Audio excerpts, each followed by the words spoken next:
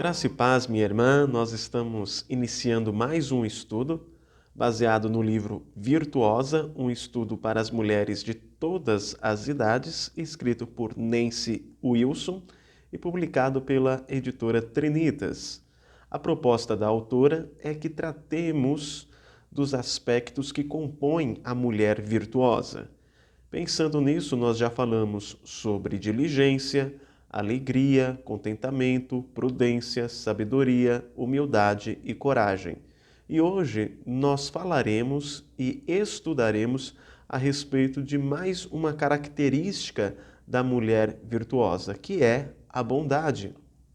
A respeito da bondade, a Nancy Wilson diz: ser bondosa, ou seja, ter bondade, é tratar alguém como se fosse da família. Na prática, é ser simpática, amigável, gentil, carinhosa, generosa, amável e afetuosa. Pois bem, nós vimos mais a prática da bondade e como a bondade pode se manifestar. Mas a fim de aprofundarmos este assunto, eu gostaria de perguntar a você: existem não crentes que expressam bondade? Ou, sendo mais específico, existem ateus bons? E se há ateus bons, se há não crentes que demonstram bondade, qual a diferença entre eles e os cristãos? Ou seja, o que é bondade cristã, o que é bondade natural, e há uma linha, há traços pelos quais nós podemos definir e distinguir a bondade cristã da bondade natural?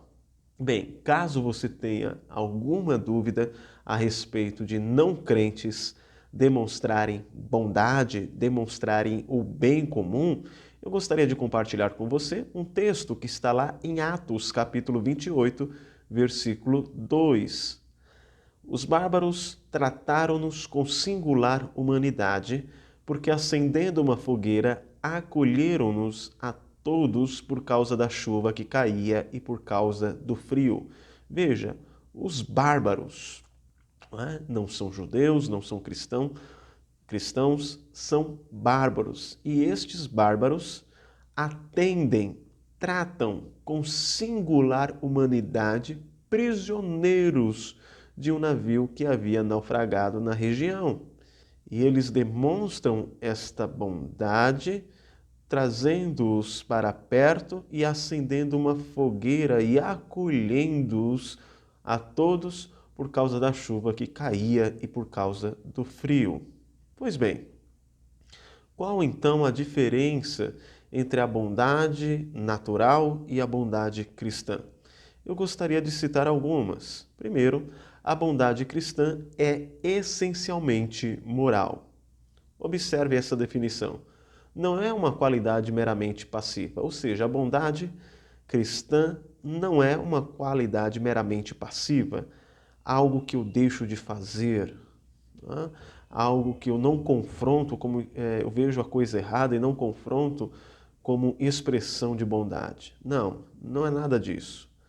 Mas a bondade é uma preferência deliberada pelo certo ao invés do errado. É a resistência a tudo que é mal e a escolha em seguir tudo que é bom. Talvez você tenha passado por uma experiência semelhante à minha, que é de assistir um filme e neste filme um coadjuvante acolhe o protagonista que está sendo perseguido. E você começa a imaginar, poxa vida, ele não deveria ter feito isso. Agora ele vai sofrer as consequências por parte dos vilões por ter acolhido o protagonista que estava fugindo desta perseguição ou de uma perseguição. E geralmente é o que acontece. O coadjuvante acaba sofrendo as consequências do seu ato bondoso, perdendo a vida de algum familiar ou até mesmo a sua própria vida. Mas considerando que bondade não é uma qualidade meramente passiva, mas a preferência deliberada pelo certo ao invés do errado, nós podemos concluir que um indivíduo verdadeiramente bom não poderia fazer outra coisa, ainda que colocasse em risco a sua própria vida ou de um ente querido. Mas eu gostaria de ir mais fundo ainda.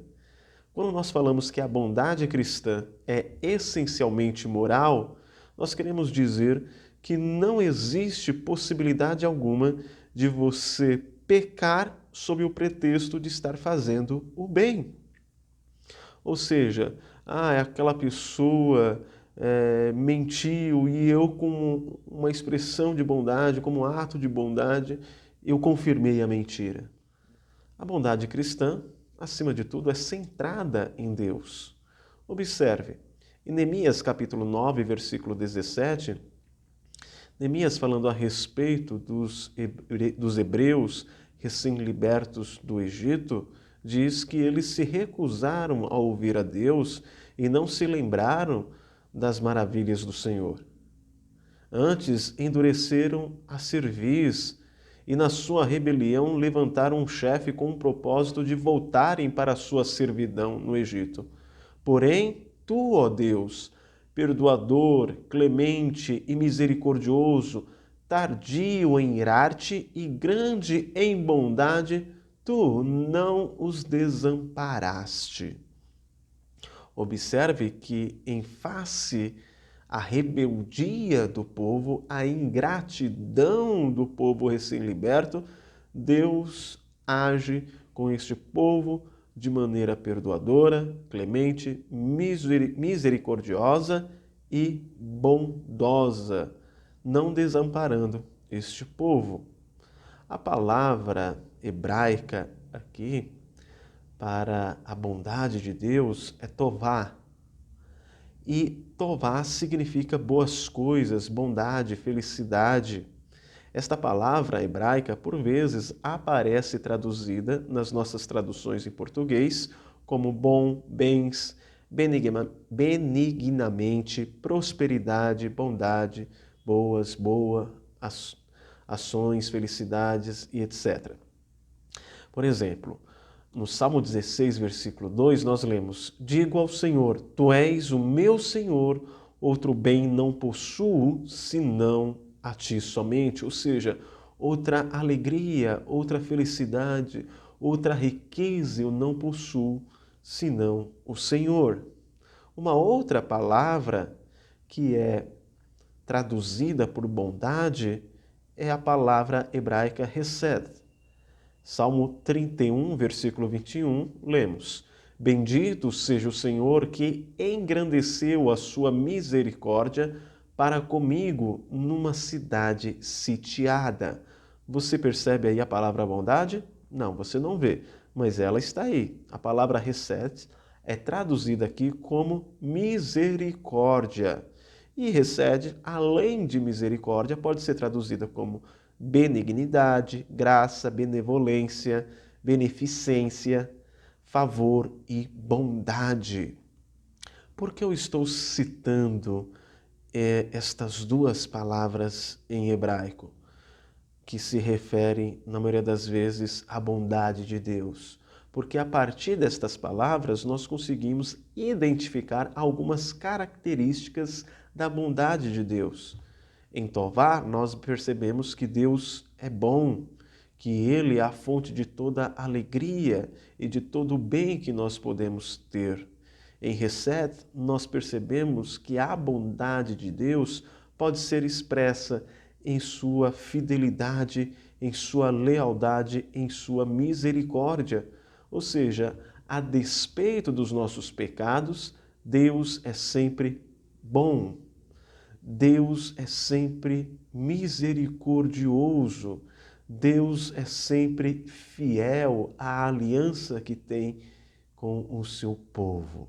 Então, a bondade de Deus aponta para bem, alegria, aponta para constância, aponta para misericórdia e lealdade e fidelidade à sua aliança com o seu povo.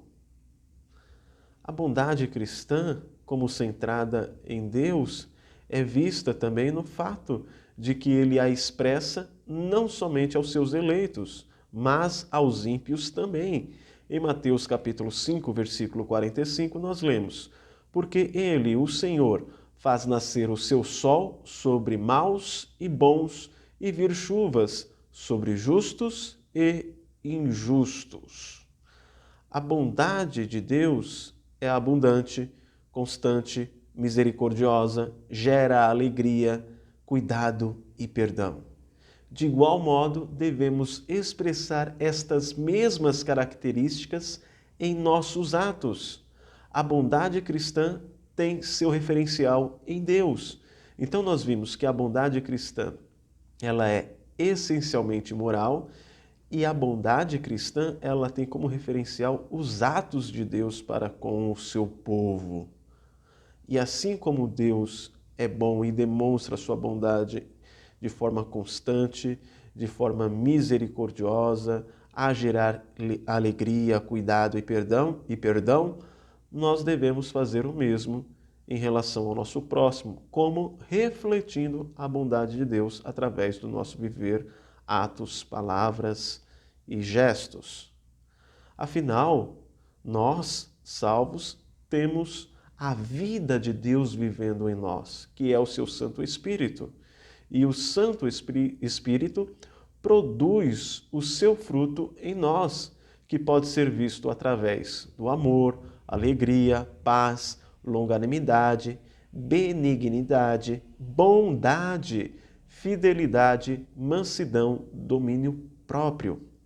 Então, nós devemos expressar bondade e uma bondade que tem em seu padrão os próprios atos de Deus para com o seu povo. E nos é possível vivermos assim, refletindo a bondade de Deus, porque o próprio Deus vive em nós através do Santo Espírito. E como nós podemos refletir a bondade de Deus? Observe esses versículos. Efésios, capítulo 4, versículo 32. Antes, sede uns para com os outros benignos, compassivos, perdoando-vos uns aos outros, como também Deus em Cristo vos perdoou. Colossenses 3, versículo 12. Revesti-vos, pois, como eleitos de Deus, santos e amados, de ternos afetos, de misericórdia, de bondade, de humildade, de mansidão e de longanimidade. Então eu reflito a bondade de Deus através dos meus atos, sendo compassivo, perdoando, sendo benigno. Eu reflito a bondade de Deus à medida que eu me despojo do velho homem e me revisto do novo homem, desta nova natureza que o Espírito Santo implantou em meu coração, demonstrando misericórdia, humildade, mansidão, paciência e bondade para com o meu próximo. Também, Paulo, em Romanos capítulo 12, versículo 10, nos diz: amai-vos cordialmente uns aos outros com amor fraternal, preferindo-vos em honra uns aos outros. Esta é uma outra forma de expressarmos bondade. O amor é paciente, é benigno. Demonstrar amor é uma expressão de bondade. Ou seja, a bondade se manifesta, é afeiçoada. A bondade é rápida em perdoar, é sensível, humilde, paciente e busca honrar o próximo e não a si mesma. A bondade pode ser expressa através de atos. Gestos de bondade são aqueles que excedem o mero dever, dão mais do que é exigido e supera expectativas. Poderíamos elencar: preparar uma refeição, dar carona, visitar algum doente, escrever um bilhete carinhoso, com um elogio que edifica, cuidar de crianças para que um casal saia, ou até mesmo por conta de uma outra necessidade, arrumar a bagunça de alguém como expressão de cuidado, de carinho, de bondade, ser voluntário em algum projeto ou se colocar à disposição para ajudar. Tudo isso são atos, são gestos de bondade. Bondade também pode ser expressa no falar. Provérbios capítulo 31, versículo 26, falando a respeito da mulher virtuosa, nós lemos que a mulher virtuosa fala com sabedoria e a instrução da bondade está na sua língua. Observe, você pode demonstrar bondade no ato de instruir. Instruir com verdade, com amor. Tudo isso é uma expressão de bondade. Ao invés de temer e na busca de se preservar, você vê o outro no erro e deixar, isso não é ato de bondade. Um ato de bondade é você se dispor a ajudar o próximo, a instruir, como forma de expressar seu amor e seu cuidado por aquela pessoa. Ou seja, uma palavra bondosa e amável expressa compaixão, simpatia, afeição, encorajamento, cordialidade, até mesmo quando corrige.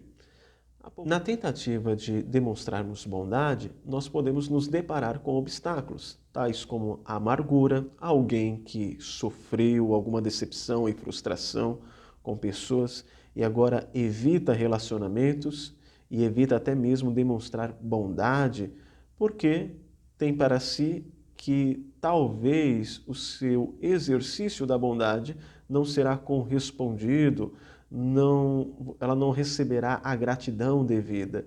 Isso não pode nos limitar, isso não pode nos impedir, a amargura não pode ser um obstáculo na expressão da bondade. Outras pessoas não expressam bondade por puro egoísmo, pensam tão somente em si, em seu bem-estar e se esquecem do outro. E é possível que algumas pessoas tenham a vergonha e a timidez como obstáculos. Mas não podemos ser tímidos ou nos envergonharmos em fazer o bem, em demonstrar bondade. Devemos vencer, devemos transpor estas barreiras. Um outro obstáculo são as esquivas, ou seja, pessoas que sempre têm um pretexto para não realizar atos de bondade. Seja porque não tem tempo, está sempre ocupada, ou porque acha que outras pessoas poderiam fazer melhor que ela. Não, todos nós fomos chamados para demonstrar bondade e Deus nos dá várias oportunidades e devemos nos valer delas. A bondade cristã, acima de tudo, aí eu volto para mais uma característica para fecharmos este estudo. A bondade cristã, ela é expressa no Evangelho de Cristo Jesus. A bondade cristã é essencialmente moral, a bondade cristã está centrada em Deus, é Deus que define bondade. A bondade cristã deve ser um reflexo dos atos de Deus através de seus filhos, e a bondade cristã está claramente expressa no Evangelho. Tito, capítulo 3, versículo 4. Quando, porém, se manifestou a benignidade de Deus, nosso Salvador, e seu amor para com todos.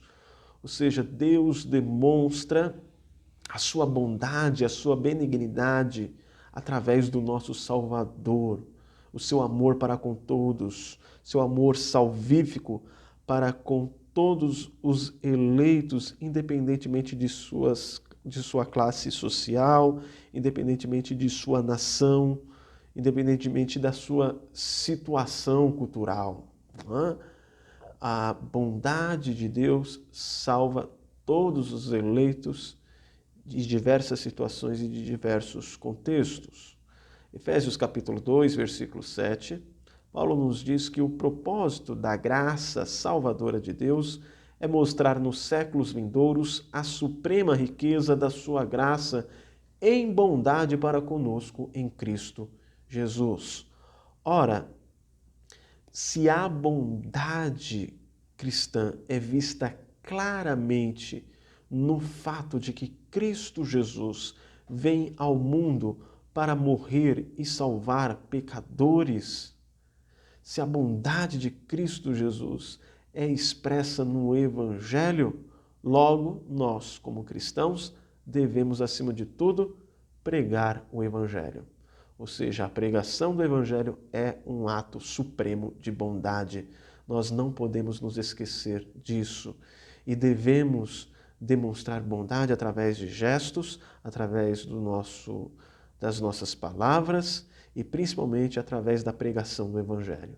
Às vezes nos deparamos com pessoas não crentes e nós expressamos bondade, nós criamos laços, nós procuramos ter uma amizade com esta pessoa e nos esquecemos de expressar o maior ato de bondade que é pregar o Evangelho.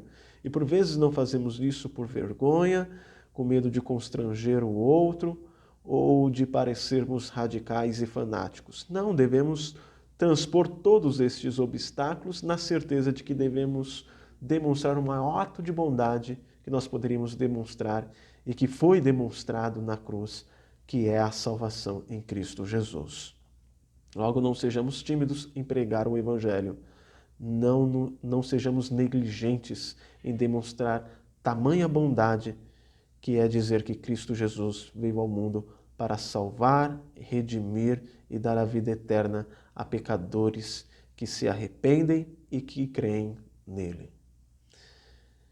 E eu gostaria aqui de terminar com algumas aplicações. Nós fizemos este exercício com as irmãs da Igreja Presbiteriana de Ebenezer e foi tão bom, foi tão gostoso passar alguns minutos lembrando de atos de bondade para conosco.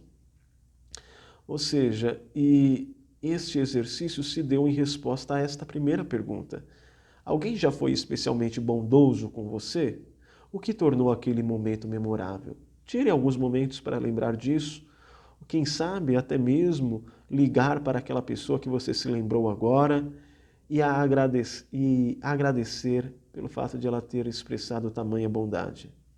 Uma outra questão mais pessoal. A tentação de receber o crédito por gestos de bondade está sempre presente. Como resistir a isso? Talvez seja necessário você voltar a alguns assuntos que nós já tratamos, como humildade, não é? E o que a impede de ser bondosa e gentil? Será que tem a ver com aqueles obstáculos que nós citamos há pouco? Será que tem a ver com vergonha, egoísmo, esquivas? Com o fato de você não se sentir pronta o suficiente para demonstrar bondade? O que é? Identifique se há alguma dificuldade nessa área, escreva e ore para que o Senhor disponha o seu coração a fim de que você reflita a bondade de Deus em todos os seus relacionamentos. Deus a abençoe e aguarde e até o próximo estudo.